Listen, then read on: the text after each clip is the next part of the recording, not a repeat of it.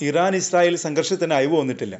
സംഘർഷത്തിൽ US കൂടി നേരിട്ട് പങ്കെടുത്ത് കാര്യങ്ങൾ സങ്കീർണമാക്കുകയും ചെയ്തു. താൽക്കാലിക വെടിനിർത്തലിൻ്റെ ആശ്വാസത്തിലാണ് ഇപ്പോൾ മേഖല. ഇരു രാജ്യങ്ങളും തമ്മിലുള്ള ശത്രുതയിൽ യാതൊരു കുറവും വന്നിട്ടില്ല. പരസ്പരം വാക്പോരും തുടരുന്നുണ്ട്.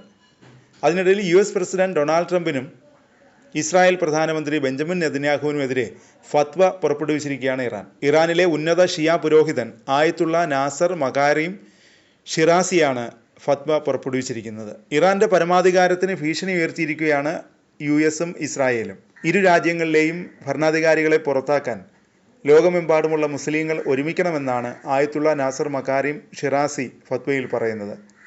ഇരു നേതാക്കളെയും ദൈവത്തിൻ്റെ ശത്രുക്കളെന്ന് വിശേഷിപ്പിച്ചുകൊണ്ടാണ് ഫത്വ പുറപ്പെടുവിച്ചിരിക്കുന്നത്. ശത്രുവുമായുള്ള സഹകരണം നിഷിദ്ധമാണ്. ഈ രാജ്യങ്ങളുമായി ഇസ്ലാമിക രാജ്യങ്ങളോ മുസ്ലിങ്ങളോ സഹകരിക്കുകയോ പിന്തുണ നൽകുകയോ ചെയ്യരുത്. ഈ ശത്രുക്കളുടെ വാക്കുകളിലും അവർ ചെയ്യുന്ന തെറ്റുകളിലും അവർക്ക് ഖേദമുണ്ടാക്കാൻ ലോകത്തെ മുസ്ലിങ്ങൾക്ക് കടമയുണ്ട്. ഈ പോരാട്ടത്തിൽ കഷ്ടപ്പാടുകളോ നഷ്ടമോ ഉണ്ടാവുകയാണെങ്കിൽ അതിൻ്റെ പ്രതിഫലം അവർക്ക് ലഭിക്കും, ഫത്വയിൽ ഷിറാസി പറയുന്നു. 12 ദിവസം നീണ്ട സംഘർഷം അവസാനിപ്പിച്ചാണ് ഇറാനും ഇസ്രായേലും തമ്മിൽ വെടിനിർത്തലിലെത്തിയത്. ഇസ്രായേൽ അപ്രതീക്ഷിതമായാണ് ഇറാനിൽ ആക്രമണം നടത്തിയത്. പിന്നാലെ ഇറാൻ്റെ 3 ആണവ കേന്ദ്രങ്ങൾ ലക്ഷ്യമിട്ട് USഉം ബങ്കർ ബസ്റ്റർ ബോംബുകൾ പ്രയോഗിച്ചു. ഇതോടെ സംഘർഷം അതിസങ്കീർണമായ തലത്തിലേക്ക് ഉയർന്നു. US ആക്രമണത്തിന് മറുപടിയായി ഖത്തറിലെ US സൈനിക താവളത്തിലേക്ക് ഇറാൻ ശക്തമായ ആക്രമണവും നടത്തി. പിന്നാലെ വെടിനിർത്തൽ നീക്കവുമായി US പ്രസിഡന്റ് ഡൊണാൾഡ് ട്രംപ് മുന്നോട്ട് പോവുകയും ചെയ്തു. അതിനിടെ ഇസ്രായേലും USഉം നടത്തിയ ആക്രമണങ്ങൾക്ക് ഇറാൻ്റെ ആണവ കേന്ദ്രങ്ങളിൽ കാര്യമായ നാശനഷ്ടങ്ങൾ ഉണ്ടാക്കാൻ സാധിച്ചിട്ടില്ലെന്നാണ് റിപ്പോർട്ടുകൾ. അന്താരാഷ്ട്ര ആണവോർജ്ജ ഏജൻസി തലവൻ റാഫേൽ മരിയാനോ ഗ്രോസിയെ രാജ്യത്ത് പ്രവേശിക്കാൻ അനുവദിക്കില്ലെന്ന് ഇറാൻ വ്യക്തമാക്കി.